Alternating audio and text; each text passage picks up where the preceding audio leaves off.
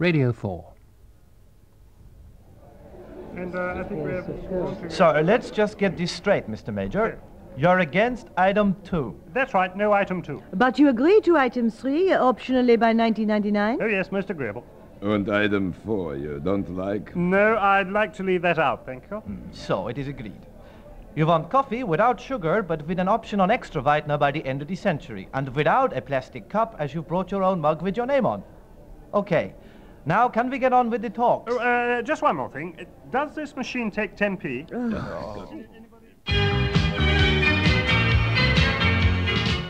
Maastricht Ending. A look back at the week's summit with Bill Wallace, David Tate, Sally Grace and Andrew Barclay.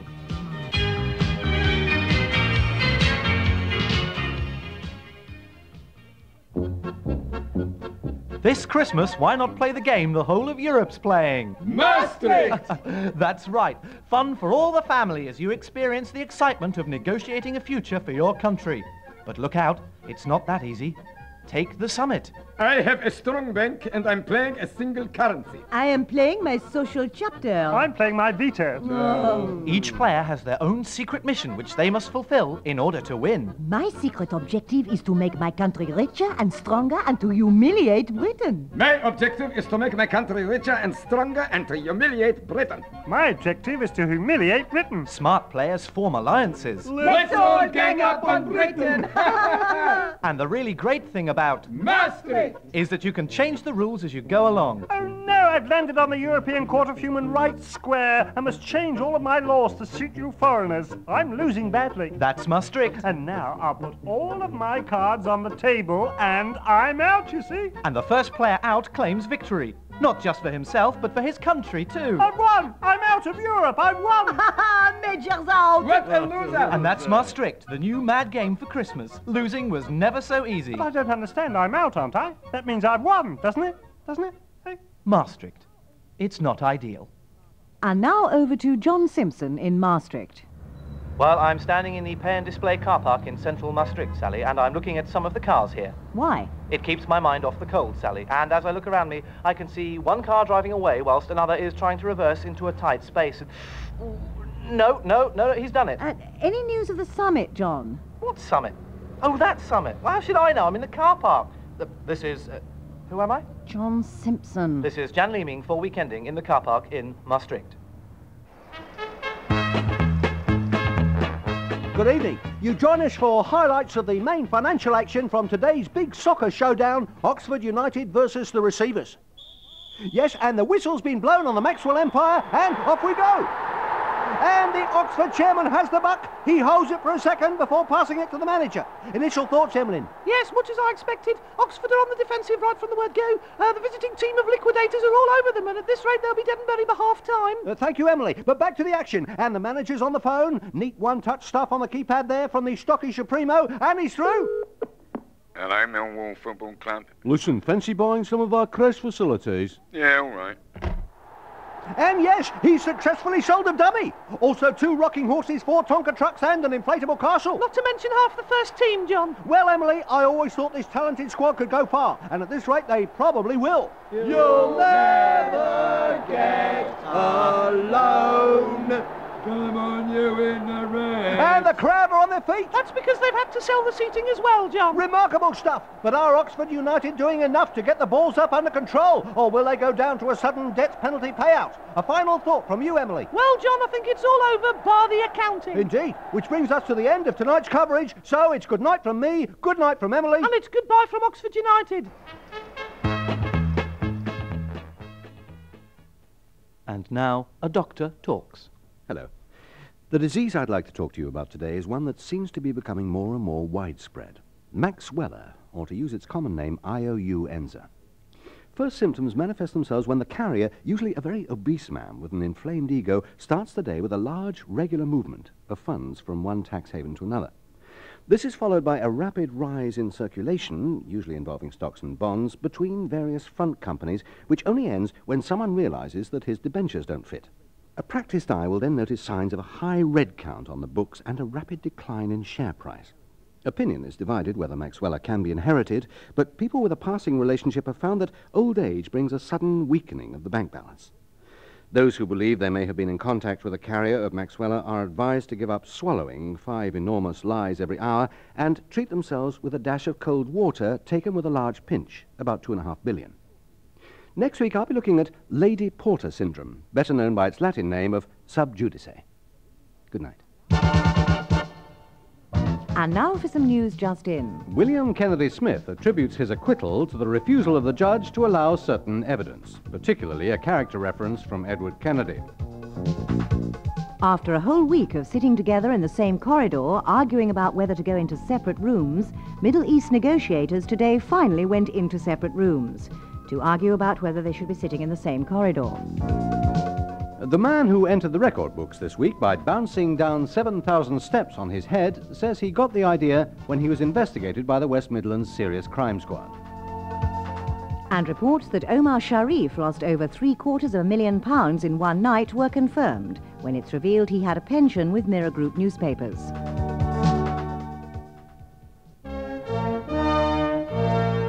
The Secret Diary of Mikhail Gorbachev, aged 58 3/4. Friday, 13th of December 1991. Dear diary, things are just not going my way. I'm very worried about these spots of mine, especially Armenia, Ukraine, and Belarus. Also, I'm afraid my power base has shrunk. I'm sure it was bigger yesterday when I measured it. It must be the cold. I wish Raisa would stop saying Yeltsin's is bigger. I wonder how she knows that.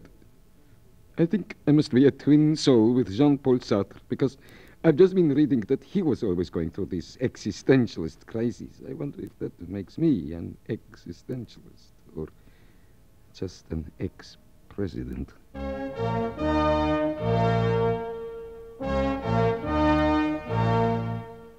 And now back over to John, who's outside the conference centre in Maastricht in the car park. What's the atmosphere like at the moment, John? Well, Sally, it's bloody freezing, actually. I see, John. So any further news of developments there in Maastricht? Well, Sally, they all went home on Tuesday, so what I'm doing out here beats me. In short, there's nothing going on at all. Oh, no, tell a lie. It's started to snow. Can I come home now? Well, it would seem that things are winding down in Maastricht, so on to something else. And now the weekending guide to Eurospeak. European Community. A group of people who argue a lot about the shape of cheese. Europhile. A file containing all the reasons why we shouldn't be joining Europe. Eurosceptic. Someone who has grave doubts about European Union and who probably also owns a Europhile. An example would be John Major. Urologist. Someone who is concerned with the most private and commonly untouchable parts of a European treaty, like monetary or social union. Euphemism. A word used as a mild or roundabout expression substituted for one considered too blunt. For instance, for failure, read victory. The European. Ill-advised newspaper covering European affairs, which has gone bankrupt just as 1992 dawns. Euphoria. What John Major is feeling, having signed an amended treaty whilst at the same time keeping the right wing of the Tory party quiet. May be short-lived. The Eurovision Song Contest. Term to describe something that is a complete waste of time, as in, you've made a right Eurovision Song Contest of this one, John. And finally, you're on your own. Term to describe John Major's foreign policy.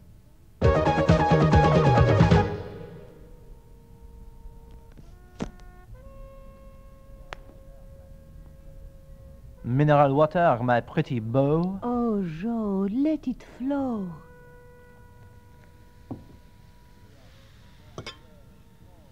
To us, may our love grow and grow. Oh, Jo, ditto. Uh-oh, I feel rather low. Oh, I feel very low. Oh, no, enteritis gastro. Bottled water, where bacteria just grow and grow and grow. Announcing the Maastricht Summit victory. Yes, the Maastricht Summit victory tankard, hammered out over several months from solid gold. This commemorative tankard celebrates Britain's great victory over its enemies, allies, the foreigners. The Maastricht Summit Victory Tankard, lovely to look at, holding very little, and coming to you at considerable cost. Handcrafted by experts from other treaties. Send for this fabulous once-in-a-lifetime offer now. Also available at this special time is the John Major Victory Mug, which comes by itself with a superb relief of our Premier to celebrate his relief that the summit is over. All over for John and all over for Britain. The John Major Victory Mug. We've made a mug out of him for making a mug out of us.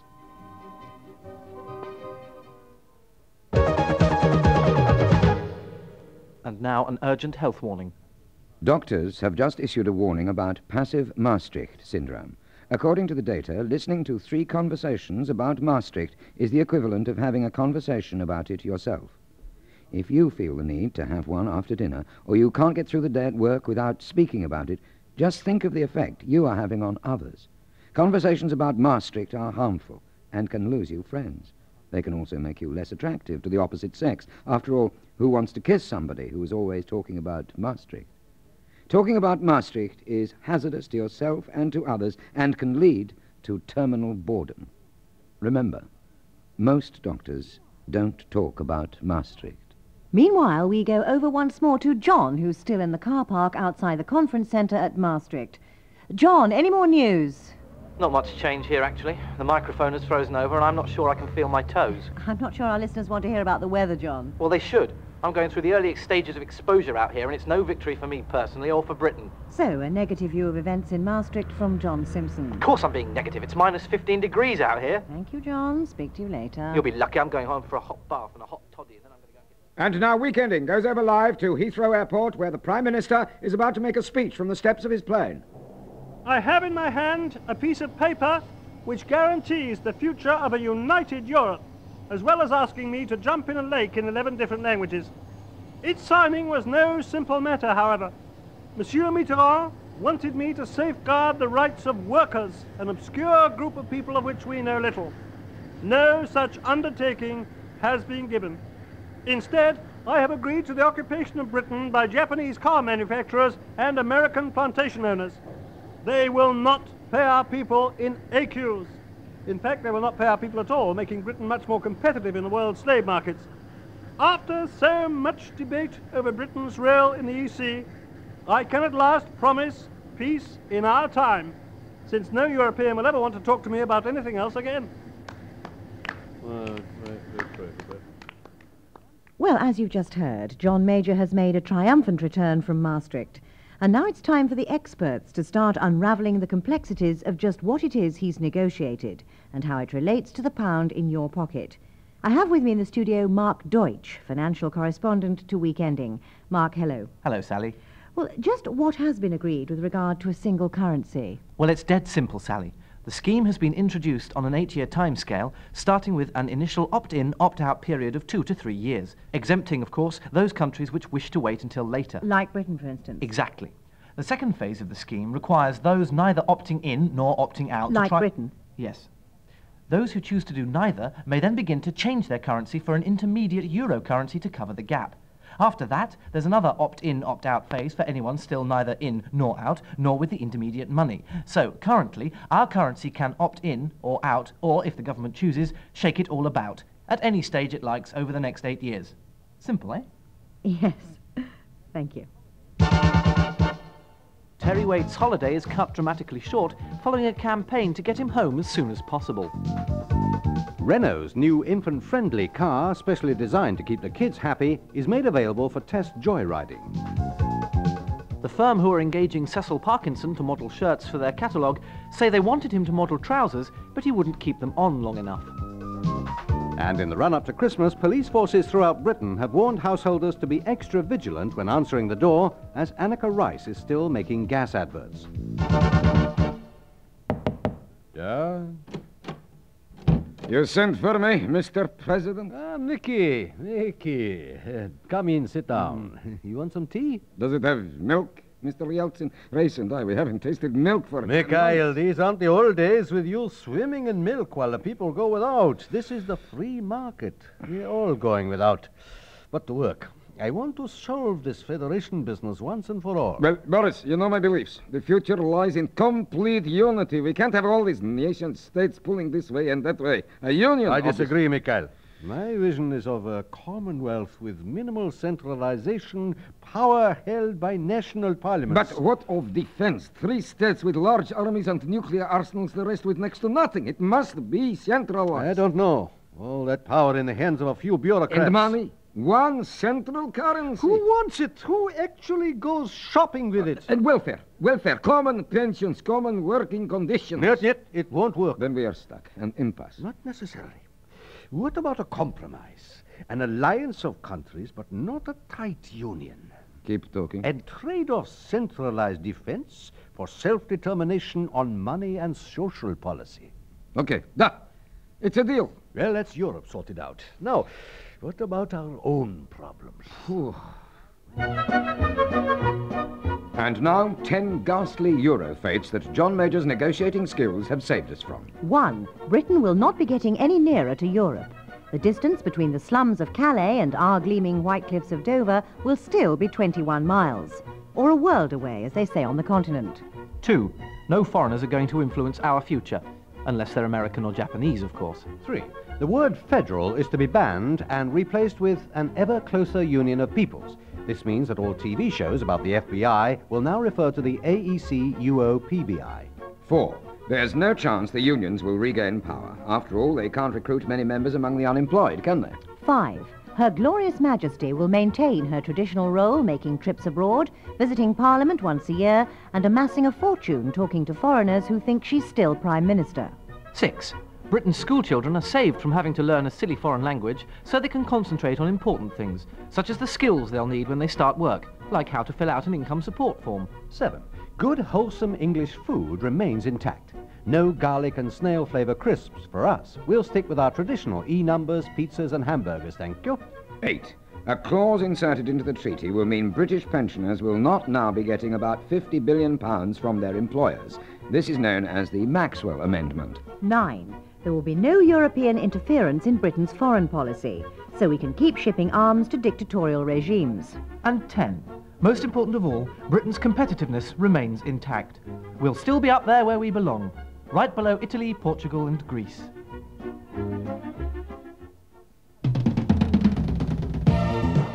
Hello, welcome to Schofield's Europe, and guess what? We've got some pretty forthright opinions on the EC summit coming your way right now. What Gordon the Gopher is saying is that a tremendous opportunity to grasp the nettle of European federalism appears to have been sacrificed to the short-term interests of presenting what, to all intents and purposes, is an unwieldy and frankly unworkable compromise. No, thank you, Gordon.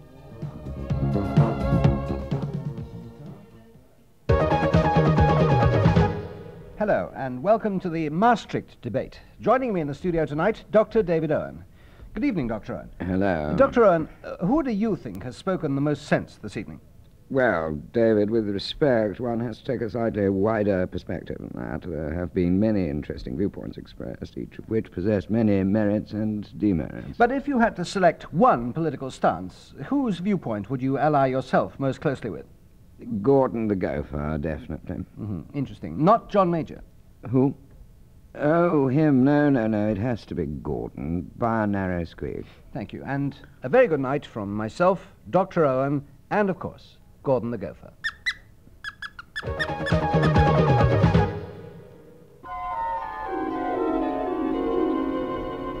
The summit's over. Europe has one voice.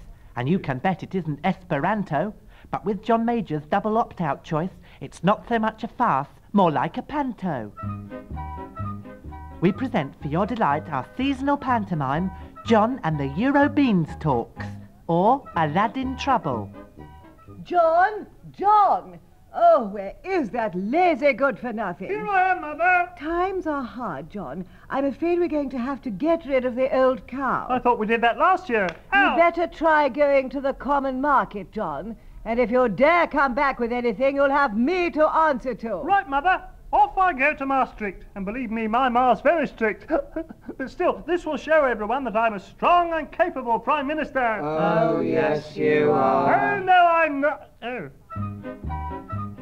So, accompanied by his stout companion, Baron Douglas Herdup, John journeyed to that magical topsy-turvy land in the sky where the people live in the clouds. This casting's all wrong, John. You should be wishy-washy, always were before. With that stupid green coat of yours, you should be buttons. Look out, here we are. Behind you, behind you. What is it? I can't see anything. That's 'cause there's no one behind you. Oh dear. Tell me, boys and girls, you do believe in fairies, don't you? Yes. Oh, good. That'll make PM's questions much easier when I get back. Look, John, over there. What's that huge growth shooting up ahead of us? Oh no, it's the German economy. And look what's coming towards us. A large, clumsy body with 11 heads. Oh. The Euro giant, and he's using the dreaded FFFF word. Fear, five, oh, fum. I smell the bloody mindedness of an Englishman. Be ye alive or be ye dead. Yes, that's what we'd like to know. I'll swap sterling for écus instead. He's trying to impose a single European magic bean on us. What can we do? Quickly, John, use your 3 wishes. Well, I already have. I got this voice, this personality, and this enchanted suit of many greys. Then you better use your final gift. Your magic won't. Good thinking. One wave from me, and we won't have anything to do with this. And so he did. Or rather, didn't.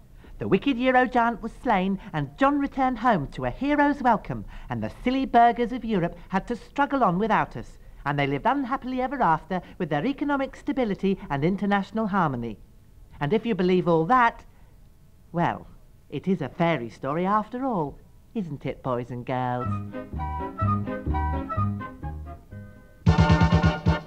And we've just got time for some late news. The new power station Superfuel, consisting of a mixture of crude oil, bitumen and tap water, has been cleared as clean and safe for use, as long as the tap water is boiled first. The Tories insist their Citizens' Charter will help Britain's homeless, as it's printed on very thick paper and will keep out the cold if wrapped around the body properly. Oxford United's attempt to sell their players has been thwarted, with the news that Robert Maxwell secretly transferred them all 3 months ago. And finally, John Major has just announced a formula for a single European currency. It's called Traveller's Cheques.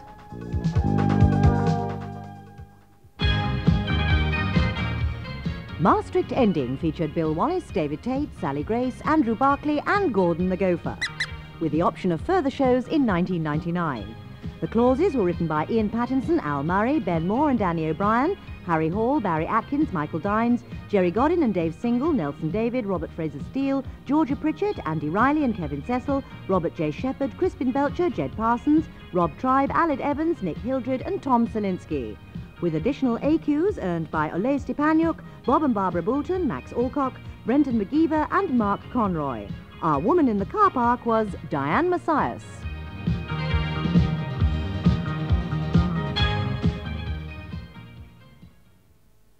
Well, that was weekending. Later on Radio 4, the Financial World Tonight includes a special on-location report from Maastricht in Holland, which looks at the balance of payments implications for a country with an influx of thousands of Dutch hotel expense claims. After that, Melvin Bragg goes down your way to Maastricht in Holland to see how the arts scene there has changed since the 60s when he was a student in the city of Cambridge. And Clay Jones introduces Gardener's Question Time from Maastricht Horticultural Society, followed by the shipping forecast and Maastricht time signal. But first, a brief continuity link from our guest announcer Hertz van Rentel at Radio Tulip in Maastricht in Holland. Take it away, Hertz. Ja, baie dankie, meneer. Hier is Radio Maastricht. Maastricht, please note. Maastricht. Repeat after me.